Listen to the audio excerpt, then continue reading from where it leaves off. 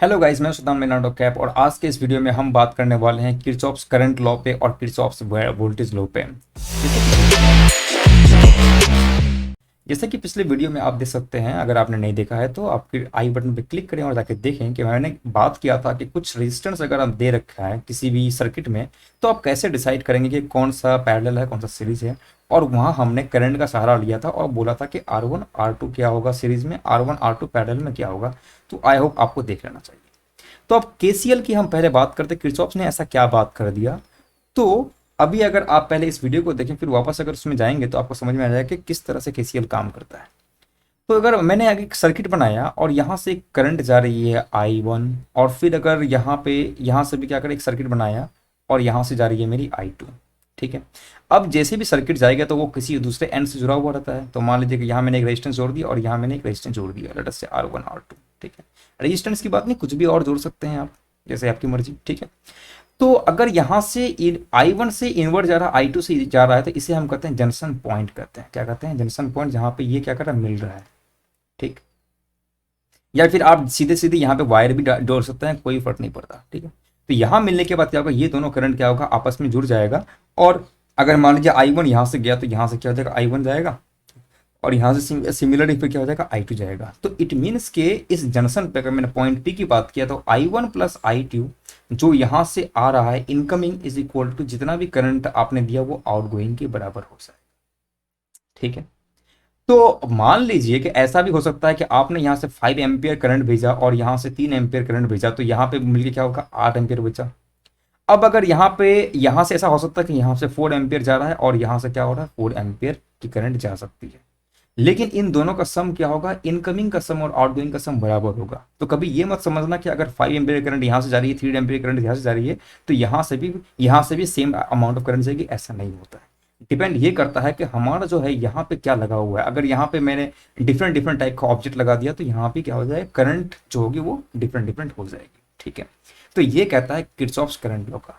और इसका यूज हमने कहाँ किया था, इसका यूज हमने डिटरमाइन ये किया था कि अगर करंट कहीं पे बढ़ जाती है, ठीक है ना, करंट कहीं पे बढ़ जाती है, यहाँ से करंट जा रहा है आपका, ये बैटरी लगा दिया, ये R1 लगाया था, ये R2 लगाया था, तो यहाँ से I1 बटा यहाँ पे I1 और यहाँ पे बटा यहाँ I2 बटा।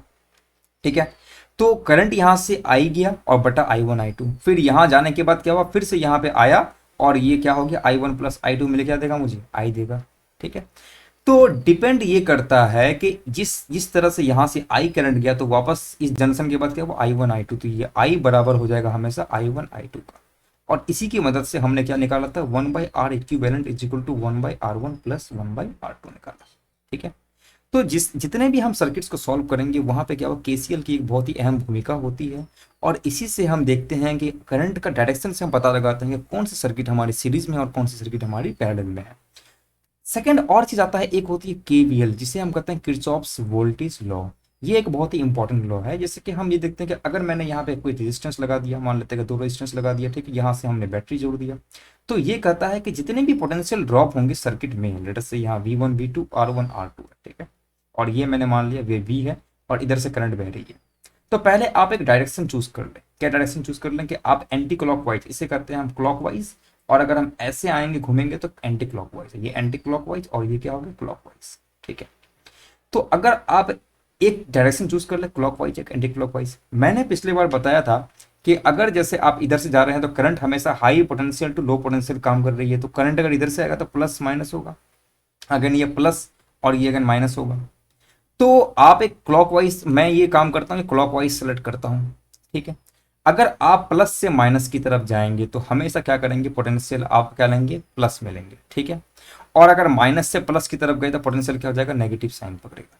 तो प्लस से माइनस गए तो हम क्या लेंगे, पोटेंशियल को पॉजिटिव लेंगे, और अगर माइनस से प्लस की तरफ गए तो हम क्या लेंगे, पोटेंशियल को नेगेटिव कंसीडर करेंगे। अब लगाते कैसे, तो ये बोलता है कि आप एक लूप कंसीडर कर लें। लूप कहने का मतलब जैसे कि एक सर्कल होता है, सर्कल को क्या कहते हैं, लूप कहते हैं, कि एक पॉइंट से स्टार्ट किया और फिर वापस घूमते हुए फिर उसी पॉइंट में आ गए, दैट इज 2। अब देखिए अगर मैंने यहां से जाना स्टार्ट किया, यहां से पूरा घूम फिर के वापस क्या हो रहा है, उसी पॉइंट में मैं आ सकता हूं। तो मैंने क्या काम किया, मैंने एक लूप इस टाइप से ले लिया कि ये मैं इस तरफ से डिसाइड करता। अगर मैं करंट की डायरेक्शन में दिखा रहा हूँ, जा रहा हूँ क्लॉकवाइज जा रहा हूँ, तो मैं यहाँ से यहाँ जाऊँगा, तो यहाँ मेरा प्लस था, यहाँ माइनस था, तो मैं क्या करूँगा, यहाँ पे V1 को प्लस कंसिडर करूँगा। और फिर उसके बाद मैं क्या करूंगा, यहाँ पे फिर प्लस लिखूंगा, फिर यहाँ पे कहता हूँ कि जैसे ही मैं यहाँ आया तो वहाँ देखा प्लस से माइनस की तरफ जा रहा है, तो यहाँ मैं क्या लिखूंगा, V2 प्लस की तरफ। अगर यहाँ मैं प्लस कंसिडर करूंगा, उसके बाद जैसे ही मैं यहाँ बैटरी की तरफ आऊँ तो बैटरी में क्या हो रहा है कि ये बैटरी का नेगेटिव पोलैरिटी और पॉजिटिव पोलैरिटी। अब करंट इधर से घुस रहा है वो अलग बात है, लेकिन यहाँ बैटरी की पोलैरिटी क्या है, नेगेटिव है पॉजिटिव है, ठीक है ना। तो आप नेगेटिव से पॉजिटिव की तरफ आ रहे हैं, तो यहाँ मेरा क्या हो जाएगा, पोटेंशियल बैटरी का माइनस भी हो जाएगा, और इन सब का सम क्या देगा, आपको जीरो देगा। तो आपको ऑलरेडी पता है कि यहाँ से करंट क्या बह रही है, आई बह रही है, R1 बह रही है, यहाँ से करंट क्या बह रहा है, V2 में, R2 में क्या करंट बह रहा है, आई R2 हो रहा है, और इज इक्वल टू क्या होगा, ये माइनस भी इस तरफ जाएगा तो V आएगा, ठीक है। अब V को मैंने क्या कहा कि अगर मैंने इसको एक रेजिस्टेंस से अगर मैंने हटा दिया, R इक्विवेलेंट कर दिया, तो यहाँ पे मैं ले सकता हूँ I इंटू R इक्विवेलेंट। तो I यहाँ पे हर जगह कैंसिल हो जाएगा, तो R equivalent is equal to क्या हो जाएगा, R1 प्लस R2।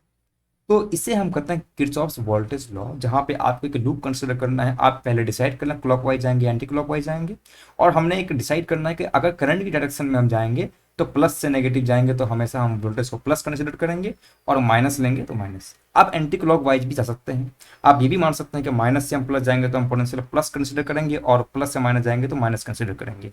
दोनों ही कारण है, सब कुछ सही है, ठीक है ना।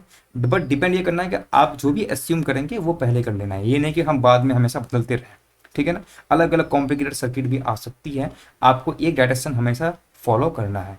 तो आप देखेंगे केवीएल की मदद से हम इजीली सीरीज में देख सकते हैं कि क्या होगा इक्विवेलेंट रेजिस्टेंस, ठीक है।